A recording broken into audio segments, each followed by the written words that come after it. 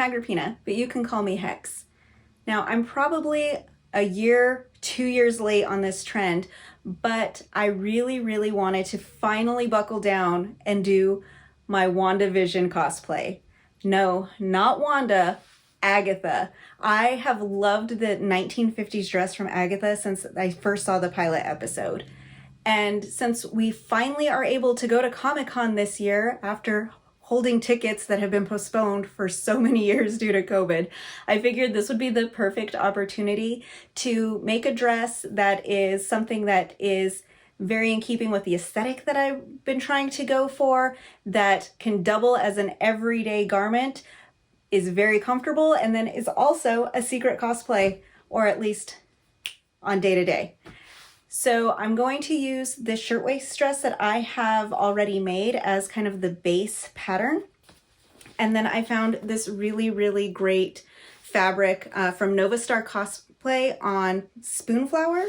And I really went out of my way to find the color version of her fabric because that way I have the option to do color stuff or play with filters and make it into black and white, or do that cool transition when she shows how evil she is. So I'm really excited for this. Let's take a closer look at Agatha's dress. It is a basic shirtwaist dress, which is just cut kind of like a dress shirt, and then it just keeps going into a dress.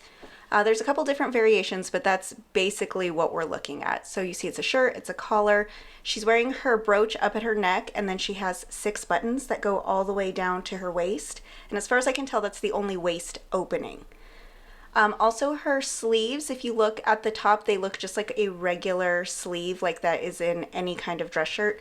But then they get kind of looser toward the end, where it ends at a 3/4 length with a cuff on it. So that's something to look at, how I'm going to adjust my sleeve to do that. Along the bottom, you can see her skirt. It's very full. It's kind of an A-line shape. And if you can look at her stripes, you can see she has a straight line across the bottom. So that's telling me that's all one big thing, cut straight. But if you look up toward the top, there's a bunch of dart shaping that goes into the waist, and that's what gives it that nice tailored look, but also allows her to keep that fullness there at the bottom. Here's another angle so you can kind of see she has some more dart shaping there under her bust. I'm going to need more than that. I'm just curvier than her. Same thing, you can kind of see that the side skirt is cut kind of like 2 A-line triangle-ish pieces that are put together, and that's how they meet there at the top. And then the darts come down, and you can tell that they're darts on here because of the way the lines don't go perfectly straight across. There's some folding there, so when she moves and you get the angles, the lines don't perfectly match up.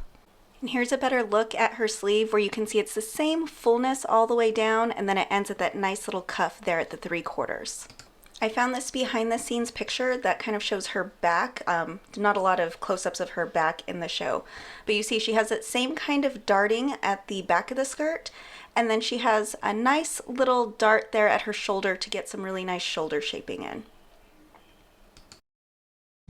So here is Gertie's scout dress from her Patreon last year when she was doing her Charm Scouts.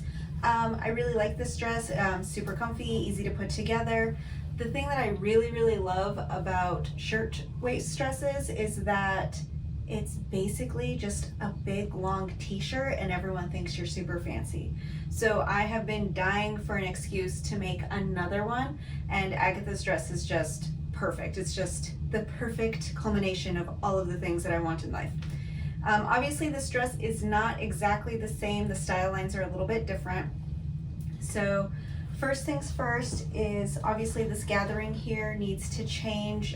It might actually have a little bit too much fullness. I'm gonna have to play with it because she does kind of have more flat front going on. So I'm gonna have to just play with the spacing of the pleats that are going on here. Same thing in the back.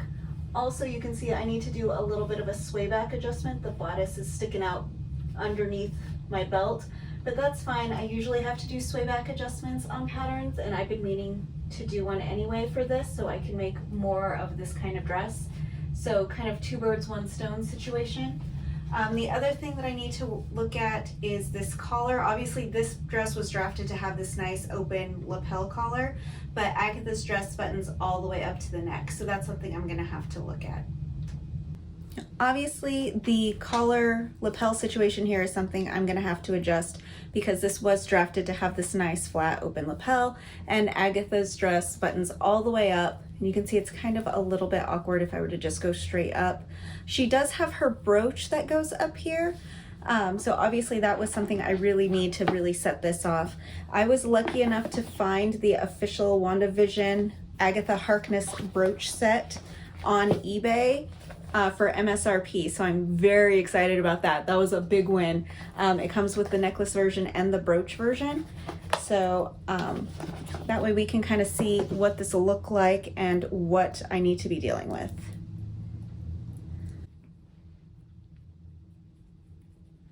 All right, so you can see how this kind of looks. We're almost there. It's not quite. You see that there's still kind of like this weird little space in between the collar here because it wasn't designed to have a collar that went all the way up.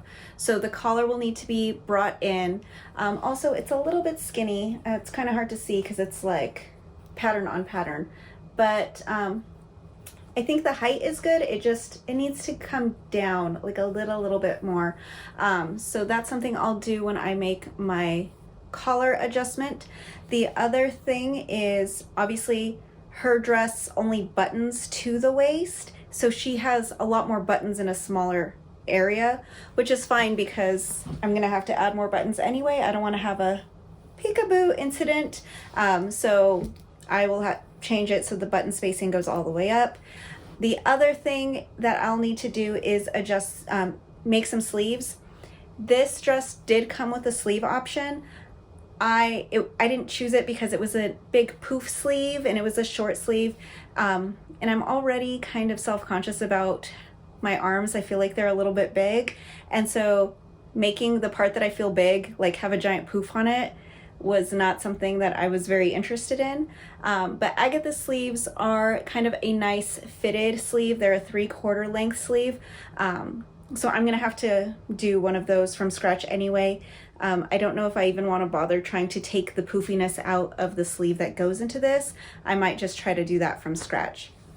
But otherwise, I think that this dress is a very good starting point. I don't want to have to start from scratch on the entire thing.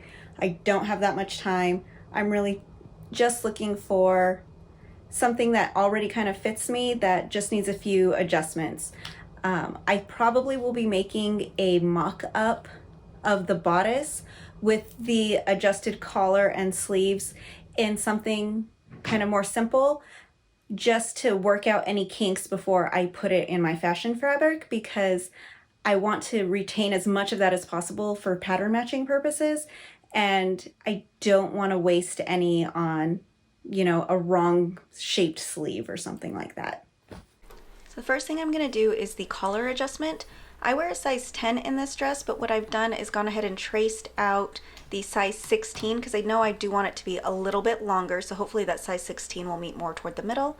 And also I want it to be a little bit wider, so I'm going to go ahead and just give it an extra little 1/2 inch right there, and then bring that line down to the size 16 style line. And those two things together should get me pretty close to the size and style of collar that I'm looking for. So I'm going to go ahead and cut that out in fabric and try it out. So the sleeve is pretty much going to be just basically a regular shirt sleeve lengthened out. So I've gone ahead and copied a shirt sleeve pattern from another shirt that I have in my stash. This particular one is 9 inches long. So when I measured the length of my sleeve for how long I wanted it for my 3/4 inch, it came out to being 17 1/4 long is what I needed. So since this is 9 inches, I need to add 8 1/4. So what I'm going to do is just roughly cut out the shape of this pattern. Mostly I'm not trying to be super close right now. I just want to get at that extra paper at the top because I'm going to use that to fill in my pattern. So this horizontal line, that is the lengthening on shortening line. Most pattern pieces for like pants and sleeves and stuff will have that. And that's just letting you know, hey, this is the place where if you're gonna add length, do it here. So that's what I'm doing. I gotta add those 8¼ inches. So I've gone ahead and split it right there. Now I'm gonna come back and bring that paper that I have cut out from before. I'm going to tape the bottom of my pattern just as straight as I can get it, no big, making everything nice and flat. Tape it down, and then I'm going to measure out those 8¼ inches, and that line up there, that's where I'm going to tape the top part. So you see I'm lengthening it that 8¼ inches. So once I get that lengthened out, everything's taped. Now I'm just got to connect the side seam lines, and there I have a long shirt, a long sleeve. And there we go. That is all that's done there. Just gonna go ahead and tape everything down, get it nice and even, so that way it doesn't fall apart or flop around when I am ready to use it to cut out my fabric. So all that sleeve needs to get gathered into a cuff. So I've measured my forearm, and then I added 1.5 inches to the length. And so that's gonna give me some room for some seam allowance and a little bit extra for ease.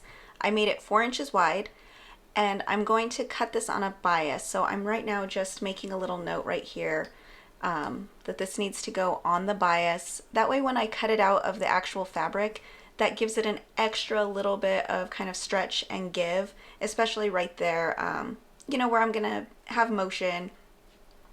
And then it gives, especially in the plaid, it'll give it kind of a nice little offset style difference. So this is what's gonna go along the bottom of the sleeve. And remember, this is a straight sleeve, so what's gonna happen is this is gonna all get gathered up and fit into that cuff. So now that I have all my pattern pieces adjusted, I'm gonna go ahead and put together my wearable muslin. All right, so my wearable muslin is done. It just needs to get cleaned up a little bit, remove some loose threads, give it a nice press, but otherwise I'm pretty happy with how it has turned out. The bodice adjustments that I did, I think they worked very well. The sleeves, I'm very happy with the shape of the sleeves. I just need to do a little bit of an adjustment. When I was drafting the sleeve band, obviously I used my dominant hand to measure around my arm to figure out how wide the sleeve band should be. And then I added a little bit of extra for ease. What I failed to take into account was that my dominant hand has more developed muscles than my non-dominant hand, and that it's actually wider enough that it's noticeable. So that extra ease that I built in is actually the exact measurement of my dominant hand, my dominant arm. So while I have some space over here where I can kind of bring it up and pull it up over my elbow, I cannot at all with this one like that. That's it, that's where it goes. And it is messing with my mobility a little bit. So I'm gonna have to open this up and widen it. But obviously I think when I do my final version in my Agatha fabric, I'll just make both sleeve bands a little bit wider so that they match. But otherwise I do like the shape. I think it came out really well. I was worried that it would be a little bit too much, but I think it came out just right. The other thing that I do like is my buttons. There are a lot of buttons down the front. She has 6 plus her brooch. Now, as somebody who has a larger chest, I do appreciate having that many buttons just right there, because as anybody who has a bigger chest would know, when you wear a button-up shirt, you tend to get like the really big gapping. And this one, it's really mitigated because of the amount of buttons that are right here. So that's really nice. In fact, I'm gonna have to scooch them together a little bit more because she has 6 buttons showing and then her brooch. But you see when I'm wearing the brooch, it's hiding this 6th button up here. So I'm gonna just scooch them all down a teeny tiny bit, and then that way I have more room up here for the brooch kind of on its own. The other thing is I need to do a couple of small adjustments to the collar. This one, it's a little too close up. There should be a little bit more space for it to kind of lay a little bit more open. Also, in reviewing her picture from the episode, her collar is a little bit wider down right here.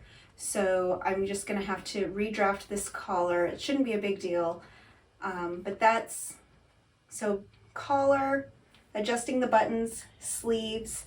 Other than that, I think the bodice is fine. Very minor adjustments, not a big deal. The one thing that I am happy about is that I can pull this dress on over my head without doing any kind of further adjustments. I was really concerned, as someone with an hourglass figure, you know, my top and my bottom are a lot bigger than my waist, and the waist opening, because it only buttons to the waist, like that's it, that's the biggest opening on this dress.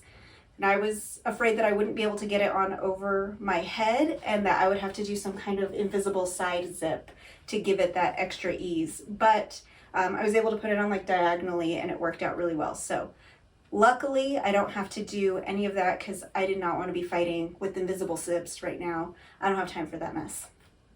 The pocket is working pretty well. This is just a pocket that I stole from another pattern I have, the Presley shirt. So I just need to make a second one, put it over here, easy peasy. The other thing I need to do is adjust the skirt. Obviously her skirt is, I feel like it's maybe a 1/2 or 3/4 circle with some pleating in it to kind of give it that extra bit of fullness and body. And this is just a plain 3/4 circle skirt that I had drafted. I did want this particular dress to have more of a flat front, just because I have an idea to use it for something else, because I'm not gonna make a whole dress just as a practice. Like, I'm gonna make a whole dress, I'm gonna use it. So for this dress, I had a different idea in mind. I'm gonna accessorize it up a little bit differently so it's not super obvious that I'm just wearing the same dress 2 days in a row. So I did change up the skirt. The other thing with this skirt is, like I said, it was self-drafted, and I guess I cannot math because it ended up like 5 inches longer than I wanted it to be. I really wanted this to hit just a couple of inches below my knee, and it's all the way to my mid-calf, and I don't know how that happened. I really don't. But obviously that's something that I can adjust when I'm making my new skirt, is just to shorten it up a little bit, and then add some space in the waist for those darts. But otherwise, I'm pretty happy with the width of it, the fullness of it, and I think adding in some darts for Agatha will just kind of give it a little bit more tailored look, but it'll still have about this level of fullness, which is what I'm looking for. So I think that'll be nice. Otherwise, I think I'm ready to go ahead and start cutting my fashion fabric. I have notes of all the little teeny adjustments that I need to make, and I think it's time to get started.